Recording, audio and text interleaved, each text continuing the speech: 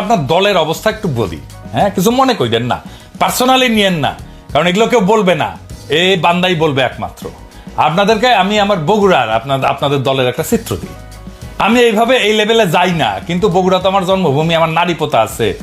আর বগুড়া হইতেছে সেই বগুড়া, যেই বগুড়া বিএনপির পুণ্যভূমি, জিয়াউর রহমানের জন্মস্থান। তো বগুড়া তো বিএনপির জন্য পুণ্যভূমি হওয়ার কথা, তাই না? এখানে মডেল বিএনপি থাকবে, এখানে বিএনপির জেলা কমিটি হবে, একটা মডেল কমিটি, যা সারা বাংলাদেশের মানুষ দেখবে আর বলবে ওয়াও কি চমৎকার কমিটি, কি সুন্দর কমিটি। এইখানে তো বিএনপির কিছু দরকার নাই, এখানে তো এমনি মানুষ বিএনপি করে রে ভাই। এইখানে তো বিএনপির মাস্তান পালার দরকার নাই, এখানে তো ম্যানেজ করার দরকার নাই, এখানে তো মাফিয়া পালার দরকার নাই, এমনি বগুড়ার মানুষ বিএনপি করে। বগুড়া মানুষের নিঃশ্বাসে বিএনপি। এইখানে আপনি নেতা কি দিচ্ছেন আমরা দেখি, হ্যাঁ, নেতা কি দিচ্ছেন? রেজাউল করিম বাদশা বগুড়া জেলা বিএনপির বর্তমান সভাপতি, সাবেক বগুড়া পৌরসভার মেয়র।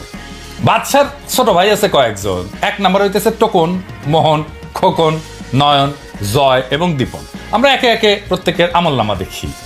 টোকন সাবেক দুইবারের প্রেস ক্লাবের সভাপতি, একবার বগুড়ায় এমপি ইলেকশন করছে আওয়ামী লীগের মনোনীত প্রার্থী হিসেবে। কিছুদিন আগে বিভিন্ন জনের কাছ থেকে টাকা চাঁদা টাদা নিয়ে সংসার চালিত। টোকনের এক ছেলে খুনি এবং চাঁদাবাজ, মার্শাল্লাহ। দুই নাম্বার মোহন, বগুড়া জেলা আওয়ামী লীগের সাবেক সহসভাপতি, বগুড়ায় প্রায় 40টা খুনের সাথে পরোক্ষ এবং প্রত্যক্ষভাবে জড়িত। খুনি, চাঁদাবাজ, দখলবাজ এবং নেশাখোর। বগুড়ায় যে কত বাড়ি সম্পদ দখল করছে তার ইয়ত্তা নেই। কোটি কোটি অবৈধ টাকার মালিক। যুবলীগের লিটন পোদ্দার, আলহাজ, মুস্তাকিম, মতিন, আদিল, করিম, এরকম অসংখ্য খুনির গডফাদার।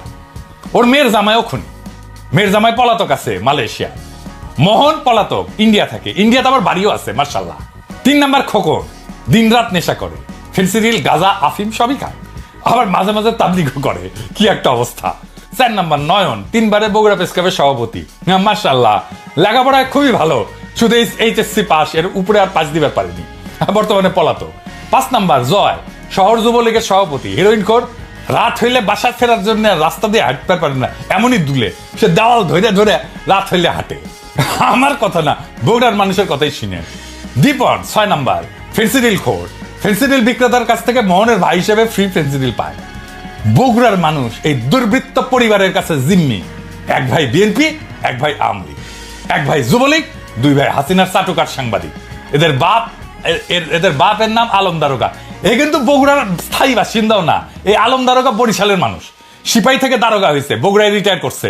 রিটায়ারের পরে নোট বইয়ের ব্যবসা করতো। বাদশাহ মোহনও নোট বইয়ের ব্যবসা করতো। ভাই এই লোকের বগুড়ার প্রতি বিন্দু মাত্র কমিটমেন্ট আছে? বগুড়ায় জাহান নামে যা কর কিছু যায় আসে, তো বগুড়ার লোকই না রে ভাই। এই বাদশাহ 5ই আগস্টে বহু আওয়ামী লীগ যুবলীগ নেতার কাছ থেকে টাকা নিয়ে তাদের সম্পদকে রক্ষা করছে, তাদেরকে রক্ষা করছে। বিশেষ করে আলহাজের কাছ থেকে নাকি 1 কোটি টাকা নিচ্ছে, যে ওর বাসায় আগুন ধরে গেছিল, ওই আগুন লাগানোর চেষ্টা করছিল, আবার ওই 1 কোটি টাকা নিয়ে আগুন লাগায় নেই আর কি। বিএনপির নতুন নেতা দেয়। এই লোক বিএনপির নেতা থাকলে বিএনপিকে আমাদের বলতে হবে কেন এই লোক বিএনপির জন্য বগুড়াতে অপরিহার্য। মানে একই পরিবার বিএনপি আওয়ামী লীগ ভাগ হইয়া সারা শহরে রাহাজানি করবে, আর জনগণ মুখ বুঝা সহ্য করবে? হ্যাঁ, এত বোকা ভাবেন বগুড়ার লোককে? এই পরিবারের কাছ থেকে বগুড়ার মানুষকে রক্ষা করতে হবে। জানি না বিএনপির কাছে এই দুর্বৃত্ত পরিবার কেন এত পছন্দের। এই লোক বগুড়ার নেতৃত্ব দেবে, এর নেতৃত্ব বগুড়ার মানুষকে মাইনা নিতে হবে। এত তুচ্ছ ভাবেন বগুড়ার মানুষকে? যেই মাটিতে জিয়া জন্ম নেয় সেই মাটিতে এই দুর্বৃত্ত পরিবারের হাতে জিয়ার আদর্শ বয়ে নেওয়ার ভার কেমনে দেন ভাই? আর মানুষ পান নাই নাকি? এর সাথে ভালো মানুষ নাই আপনাদের বিএনপিতে? তো ক্যারা উঠলে বুঝছেন তো কোন ক্যারা, ওইটাই। ওই ক্যারাতে মানুষ যেমন উত্তেজিত হয়ে যায়, তেমন বিএনপি 2025 সালে খুব উত্তেজিত হয়ে উঠছে। এই উত্তেজনার স্বপ্ন দোষ হবে 2026 সালে। আমি বানাইয়া কিছু বলতেছি না। বিএনপি মানে জিয়াউর রহমানের আদর্শের বিএনপি আমার খুব পছন্দের দল। আর হাসিনার ফ্যাসিস্ট আগ্রাসন থেকে সবচেয়ে বেশি মাইর খেয়া কিচ্ছু করতে না পারার দল হইল বিএনপি। এরা মাইর খাইছে, ছাত্রদের কারণে আজকে তাদের জীবন বাঁচাইতে পারছে। দেখেন রিজভি ভাই কি বলে। ভেঙে বিশেষ করে স্কুল কলেজের মাসুম বাচ্চারা নিজেদের জীবন দিয়ে রক্ত ঝরিয়ে আমাদের কাছকে মুক্ত করেছে, গোটা জাতিকে মুক্ত করেছে। আমি আজকে সেই সমস্ত মাসুম বাচ্চা, স্কুল কলেজের সে সমস্ত ছাত্র ছাত্রীদের যাদের শহীদি আত্মত্যাগের মধ্যে দিয়ে আজকে গোটা জাতি মুক্তি লাভ করেছে এক ভয়ঙ্কর ফ্যাসিবাদ থেকে, সেই সব শহীদদের প্রতি আমার গভীর শ্রদ্ধা জানাচ্ছি। যারা এদের জীবন বাঁচাইলো, যাদের জন্য খালেদা জিয়া আজকে তার ছেলের বাসায়, যাদের আত্মত্যাগে আজকে বিএনপির নেতাদের এত লম্ফজম্প, তারাই নাকি আবার আন্দোলনের মূল মাস্টার মাইন্ড। বাংলাদেশের মানুষকে 16 বছর ফ্যাসিবাদের থেকে বাঁচানোর কি করছে বিএনপি? বাঁচাইতে পারছে? 1/11 ঘটানো বন্ধ করতে পারছে? তখন তো ক্ষমতায় বিএনপি জানান পারেনি। বাংলাদেশের উপরে যাইতে বসে এই ফ্যাসিবাদী শাসন, এইটা থেকে মুক্ত করার জন্য বিএনপি কি করছে? তা ওনারা বলেন ওনা মাস্টার মাইন্ড, তা অনেকের মধ্যে একজন না, অন্যতম না, একমাত্র মাস্টার মাইন্ড। তো বিএনপির কাছে আমার প্রশ্ন, আপনারা যদি আন্দোলনের মাস্টার মাইন্ড হবেন, তাহলে আপনাদের 31 দফার একটা দফাতেও এই জুলাই আগস্ট বিপ্লবের আন্দোলনের শহীদদের আহতদের নিয়ে কোনো দফা নাই কেন? 1971-এর মুক্তিযোদ্ধাদের নিয়ে তো 21 নম্বর দফা আছে। তাদের তালিকা করবেন, স্বীকৃতি দেবেন। 2024-এর স্বীকৃতি কোথায়? তাদের পুনর্বাসন কোথায়? ভুলে যান না, এটা আপনাদের 2001-2006-এর অ্যানালগ দেশ না, এটা প্রযুক্তির বিশ্ব। নির্লজ্জভাবে আন্দোলনের ক্রেডিট নেবেন, আবার এইভাবে ধরা খাইবেন, আবার ক্ষমতায়ও যাইবেন। এত খাইতে চান কেন বাবারা? খাইবেন ভালো কথা, খাওয়ার জন্য তো চাষাবাদ করা লাগে।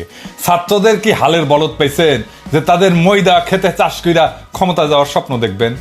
এই স্বপ্ন আপনার স্বপ্ন দোষ হবে 2026 সালে। চলেন দেখি কেন। 2026 বাংলাদেশের জন্য খুবই জটিল, খুবই কঠিন, খুবই অনিশ্চিত একটা বছর হবে। বাংলাদেশের মানুষকে হাসিনা সরকার উন্নয়নের যে মূলা দিছিল, ওই মূলা ক্ষেত দেখা 2021 সালে আমাদেরকে অনুন্নত রাষ্ট্র থেকে উন্নয়নশীল রাষ্ট্রের মর্যাদা দেওয়া হয়েছিল।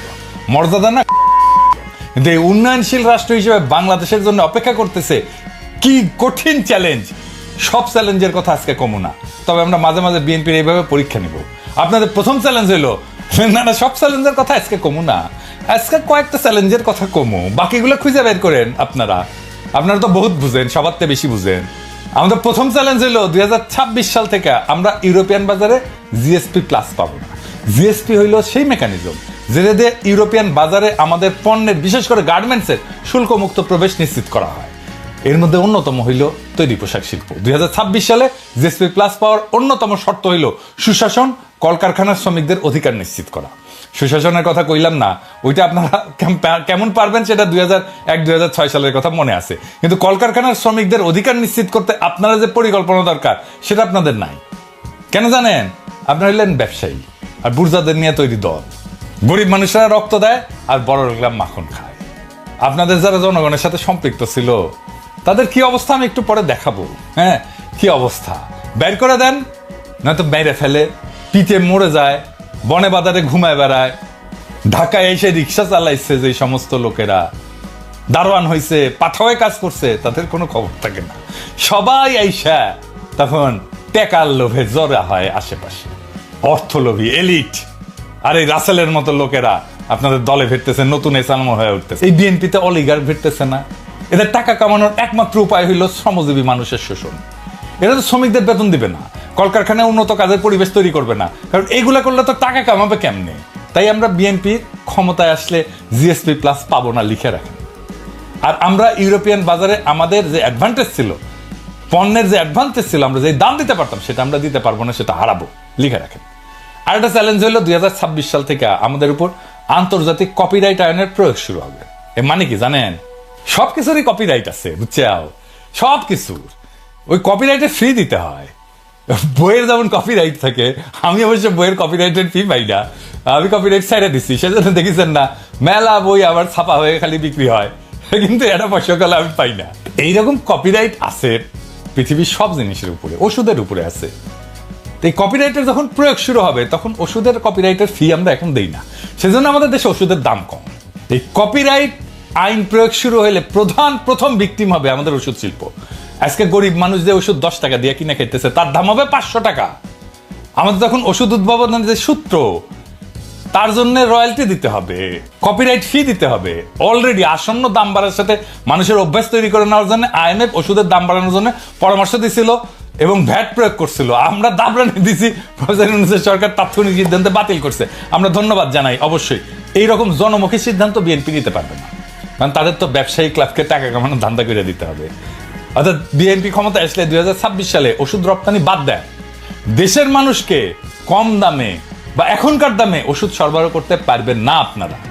এরপরের চ্যালেঞ্জ হলো বিদেশিরা আমাদের যে সহজ শর্তে ঋণ দেয় সেটা বন্ধ হয়ে যাবে। আমাদের তখন উন্নয়ন বাজেটের ঘাটতি মোকাবেলা করতে বাণিজ্যিক হারে বৈদেশিক ঋণ নিতে হবে। তাইলে বুঝতে পারতেছেন, সুদ দিয়া ঋণ নিতে হবে। ওই টাকাটা আমরা কেমনে পাবো? ওই টাকাটা উপার্জন করবো কত? উপার্জন করে তো সুদ শোধ দিতে হবে। আভ্যন্তরীণ অর্থনৈতিক সক্ষমতা তৈরি করে তারপরে ওই সুদটা শোধ দিতে হবে। এটা কেমনে করবেন আপনারা জানেন? আপনাদের কাউরে তো কোনোদিন এইসব নিয়ে কথা কইতে দেখি না। এইসব ফাও মজা করার দিন শেষ। বিএনপির যারা ভাবতেছেন যে ক্ষমতা এসে 16 বছরে ক্ষুধা মিটাবেন, তাদের জন্য এক বালতি সমবেদনা রইল। এইরকম প্রস্তুতি নিয়ে ক্ষমতা আসলে পাবলিক টাইনে নামায় দিবে যদি দায়িত্ব নিতে না জানেন। 4 নম্বর হইতেছে আমেরিকান সাহায্য বন্ধ হয়ে গেছে। সারা দুনিয়ায় আমাদের তৃতীয় সাহায্যদাতা দেশ ছিল আমেরিকা এই ট্রাম্প আসার পরে। 1 আর 2 নম্বর হইতেছে জাপান আর ইংল্যান্ড। 2022 সালে কত টাকা দিছিল আমেরিকা তারা জানেন? আমেরিকা, শুধু আমেরিকা, $32 বিলিয়ন। এই টাকাটা হাওয়া হয়ে যাবে। কই পাবেন সেটা? $32 বিলিয়ন তো লাগবে। তাইলে কেমনে সামাল দিবেন? কোত্থেকে পাবেন? আমাদের পাছা ঢাকতে সামনে উদাম হয় আর সামনে ঢাকতে পাছা উদাম হয়। পারবেন এই টাকার বিকল্প যোগান দিতে? পারবেন না ভাই। দেখেছেন তো IMF $4-5 বিলিয়ন দিতে কিরকম প্যারাপ্যারি করে। $32 বিলিয়ন কোটি থেকে পাবেন। তবে এইসব চ্যালেঞ্জের সমাধান আমাদের জানা আছে, কারণ আমরা গত 10 বছর যখন হাসিনারে খেদানোর আন্দোলন করেছি, তখন আমরা এটা নিয়ে কাজ করে রাখছি, ঠিক করে রাখছি। হাসিনা জয় বাংলা হইলে আমাদের কি কি করা লাগবে, এই সংকট মোকাবেলা করার জন্য কি কি করা লাগবে, সেটা আমাদের প্ল্যান করা আছে। তার প্রথম পদক্ষেপই ছিল প্রফেসর ইউনূসের মতো বিশ্ববরণ্য ব্যক্তিকে প্রধান উপদেষ্টা পদে বসানো। আলহামদুলিল্লাহ আমরা এটা পাচ্ছি। উনি রাজি হয়েছেন। তিনি এমন একজন মানুষ যার আন্তর্জাতিক খ্যাতির কথা বিবেচনা করে বিশ্ব নেতারা আমাদের অভূতপূর্ব সুযোগ দেবেন এবং দিতেছেন। ট্রাম্প সব সাহায্য বন্ধ করে দিলেও রোহিঙ্গা ক্যাম্পে সাহায্য বন্ধ করে নাই। কাদের কারণে? আমাদের সরকারের কারণে, প্রফেসর ইউনূসের কারণে। তো প্রফেসর ইউনূসের এত গুরুত্ব কেন? কারণ যেই মানুষ তার অর্থনৈতিক মডেল দিয়া সারা বিশ্বে দারিদ্র মোকাবেলা করছেন, সেই মানুষের 3-0 কনসেপ্ট, যেটা আমি আগে কইছিলাম, এটা প্যারিস অলিম্পিকের মূল প্রতিপাদ্য বিষয় ছিল। উনি ছিলেন প্যারিস অলিম্পিকের একজন প্রধান ব্যক্তি। সেই মানুষের চেয়ে উপযুক্ত কোনো পার্সোনালিটি কি আপনাদের মধ্যে আছে, যিনি ভারতের আর পশ্চিমের ঠাপ একই সাথে সামলাইতে পারবেন? আপনি তো পারেন নাই 1-11। ক্ষমতায় আপনার লোক ইয়াজউদ্দিন, আর্মি চিফ আপনাদের বানানো, তারাই আপনারা উস্তে দিল, সাথে জামাতও ছিল। পারেন নাই 1-11টাকে। এখন আমরা কেমনে